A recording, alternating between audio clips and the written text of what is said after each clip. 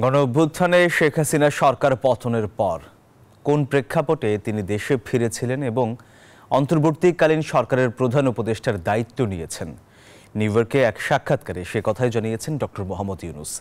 মার্কিন সংবাদ মাধ্যম এনপিআরের সাথে এসব কথা বলেন তিনি আরও জানান, জনগণ আগের অবস্থায় ফিরে যেতে চায় না, পরিবর্তন চায়। নতুন দেশ গড়তে তারা আজ ঐক্যবদ্ধ। Very strange turn of events. I was before I was sworn in as a chief advisor, I was in Paris trying to see if I go back, I'll be arrested because she will be angry at me and put me in jail. So I was thinking of delaying my return. And suddenly I got a phone call from Bangladesh that now she has left. We want you to be the head of the government. That was a big surprise. And finally, it was so unbelievable. And then the Prime Minister decided to leave the country because a whole mob is coming towards her home.